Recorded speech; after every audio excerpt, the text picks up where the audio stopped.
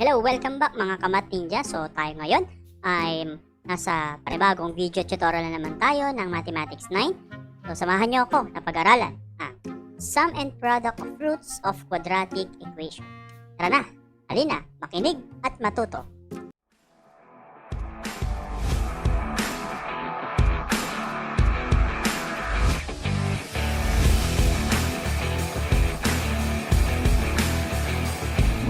So nung nakaraang linggo na pag-aralan natin kung ano yung nature of roots of a quadratic equation. Natunghayan natin na kapag sinabing roots, ito yung values ng variables natin. So on the case of quadratic equation, these are the values of x of 1 and x of 2. So ngayong araw na ito, papag-aralan natin yung sum and product of roots of quadratic equation. So pag sinabing sum, ang gagamitin natin dyan is addition, and pag sinabing product naman, ang gagamitin natin doon is multiplication. So ano nga ba ang ibig sabihin ng topic na ito? Ano ang ibig sabihin ng sum and product of roots of quadratic equation? So isa-isahin ulit natin. So sum and product of roots, it means i-add lang natin yung values ng roots. Pag sinabing roots, yun ay x of 1 and x of 2. So, i-add natin yung value ng x of 1 tsaka yung value ng x of 2, and finding the product or imumultiply natin yung value ng x of 1 and x of 2.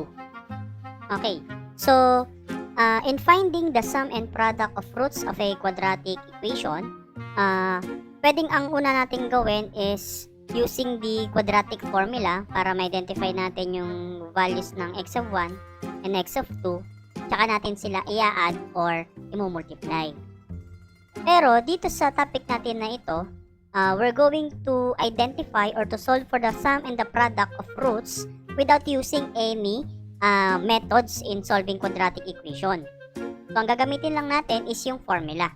So ang formula in finding the sum of roots is x of 1 plus x of 2, ito yung roots niya, is equals to negative b over a. So, ito na yung formula niya.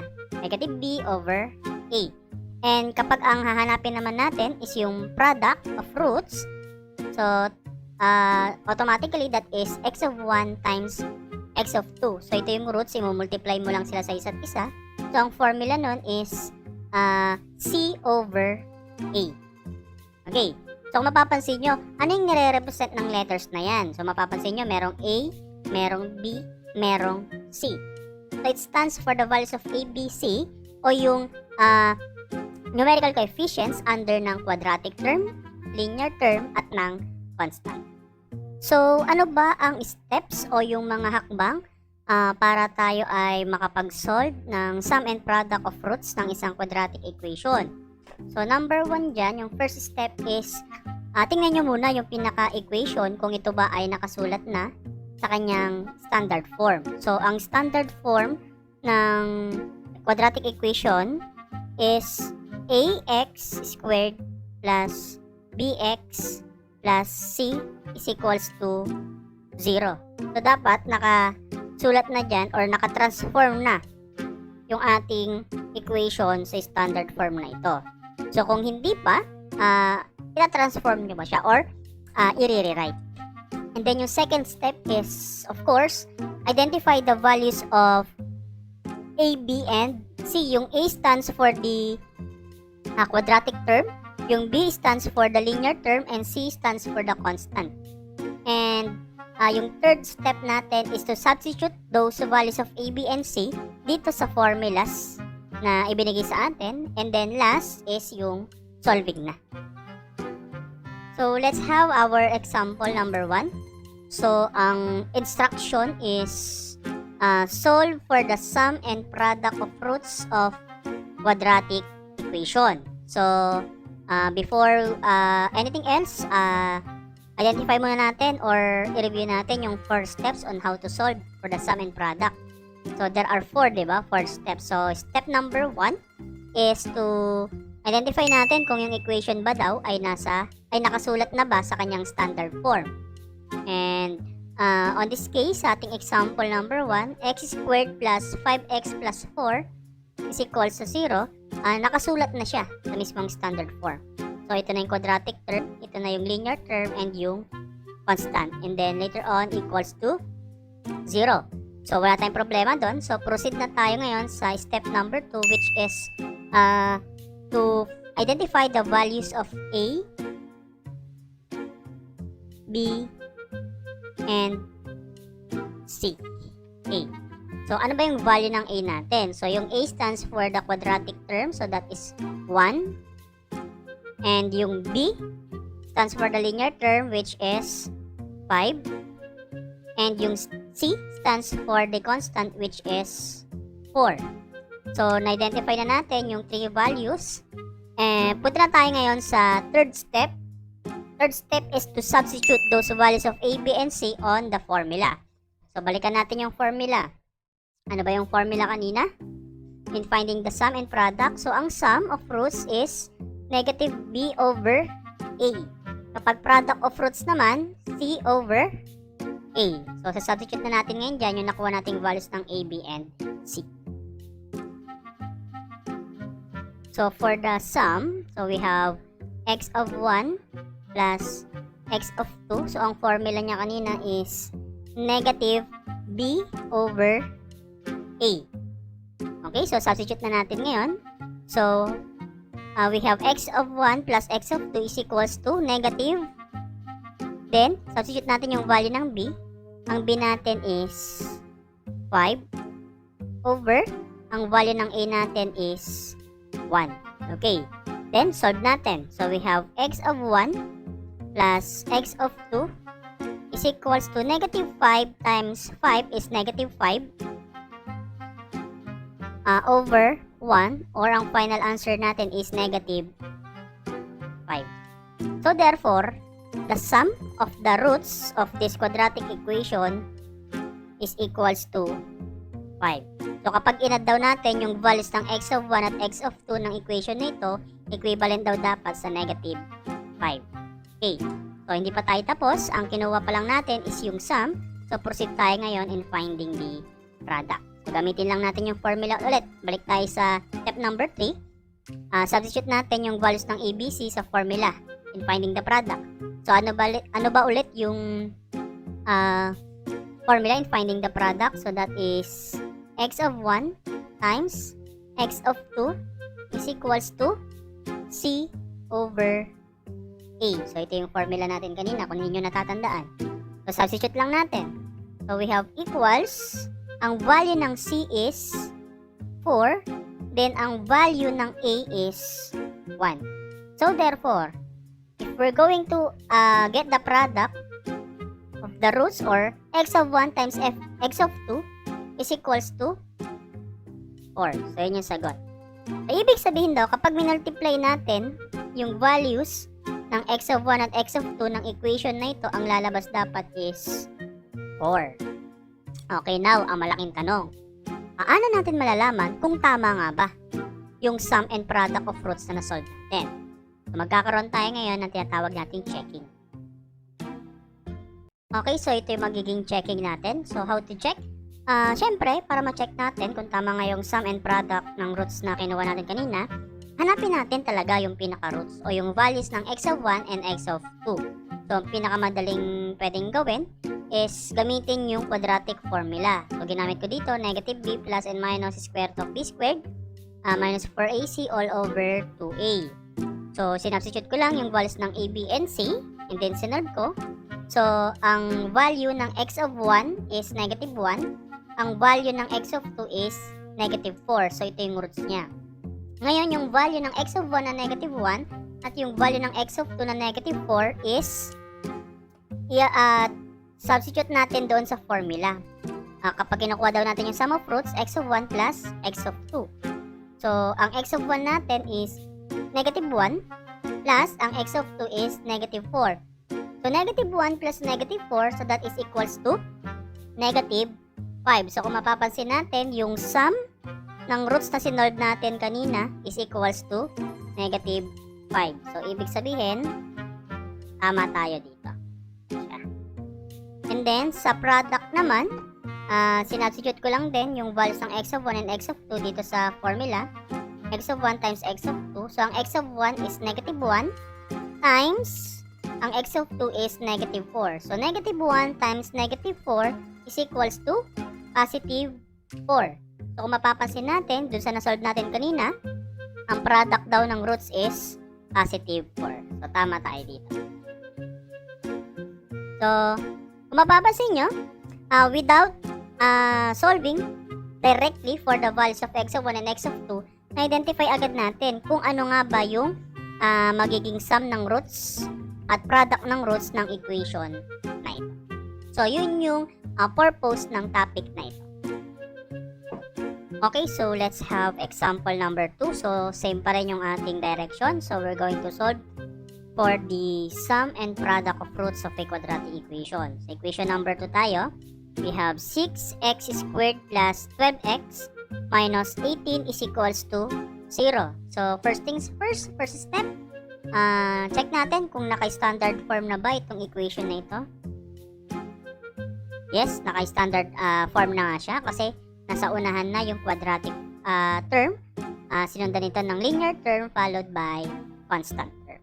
So, identify na natin. Second step, identify the values of A, B, and C. So, ano yung A natin? So, that is 6. Ang B is 12. Ang C naman is negative 18. Okay?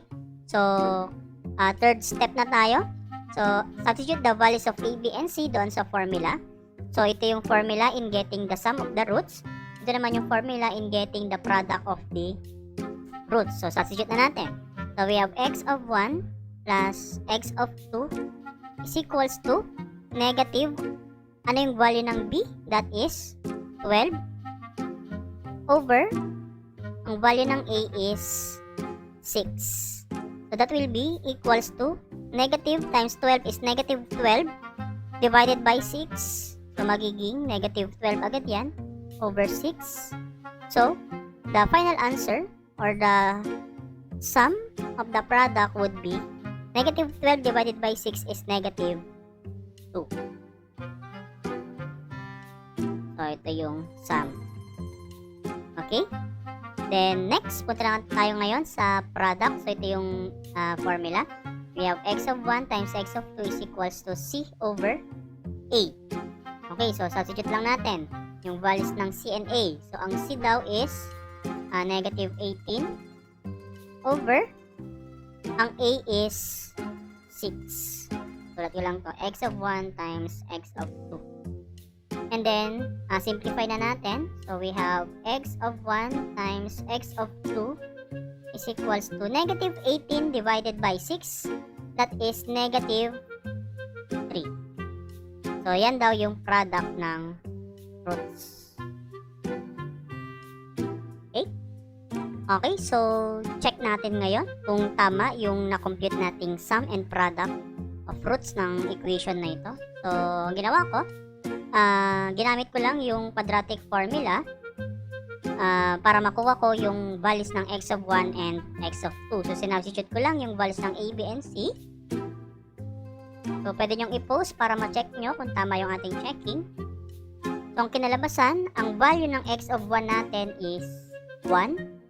Ang value ng x of 2 is negative 3. So, ito na yung x of 1, x of 2. So, try natin siyang i-check gamit yung formula in getting the sum and product. So, kapag sum daw, i-add lang yung x of 1 and x of 2. So, magiging 1 plus, ang x of 2 natin is negative 3. So, 1 plus negative 3 is negative 2. So, kung mapapansin natin, ang nakuha natin kanina sa formula na ginamit natin is negative 2. So, tama tayo dito. Okay? Next, yung product naman is imumultiply lang natin yung x of 1 at x of 2. So, magiging 1 times negative 3. The answer is negative 3.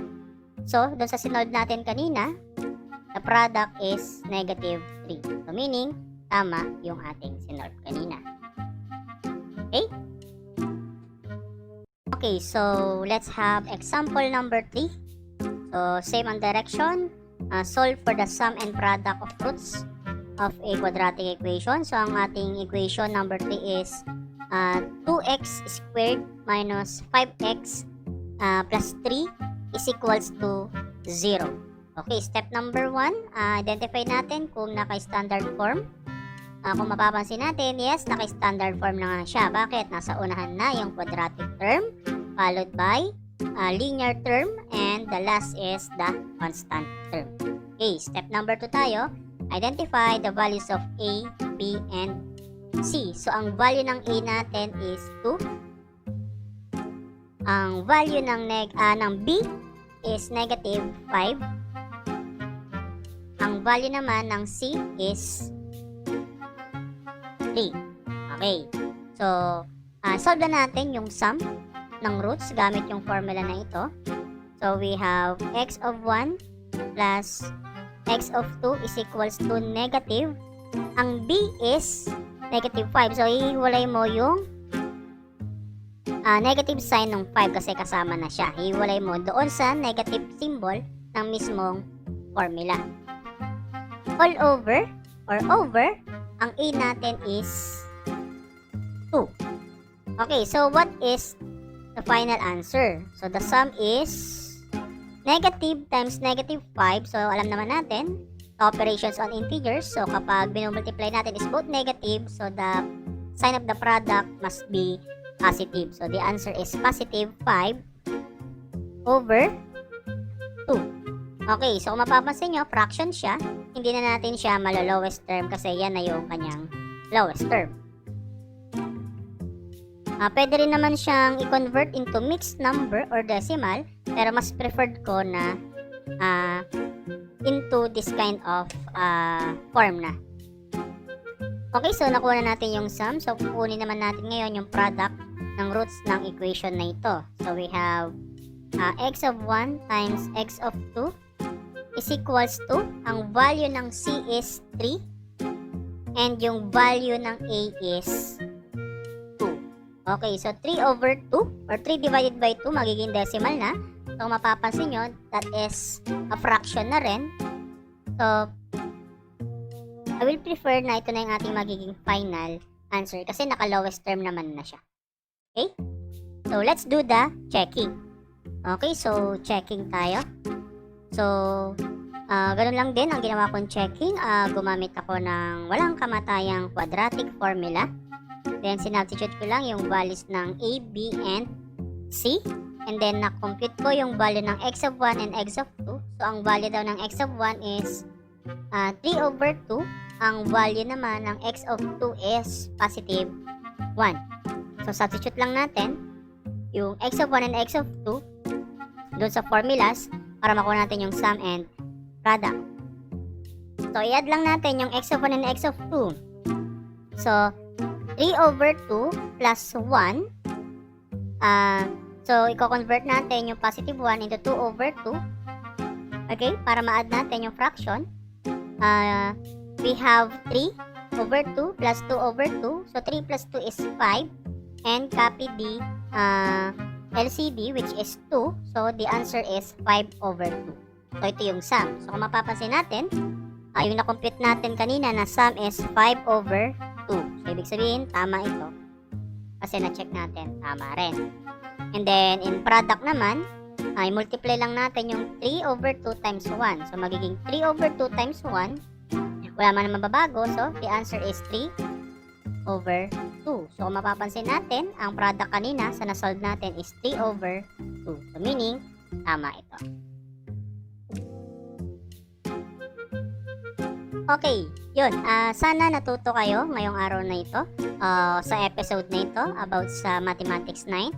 If I'm not mistaken, ito ay week number 3 sa inyong module. So, sana kahit papano, kahit tatlo lang examples natin, may natutunan kayo, may napulot kayong technique on how to solve at kung paano mag-check. Ayaw ko lang, hinay-hinay lang sa pagsasagot. Wag i-push masyado ang sarili, matutong magpahinga. So, ang number 1 lang na ma-advise ko sa inyo is time management. So, yun lang. Kita-kits ulit tayo sa ating susunod na episode. Ang ating pag-aaralan pa rin ay ang Mathematics 9. So, abangan ang ating susunod na episode at yung ating susunod na topic. Kamat Ninja, paalam!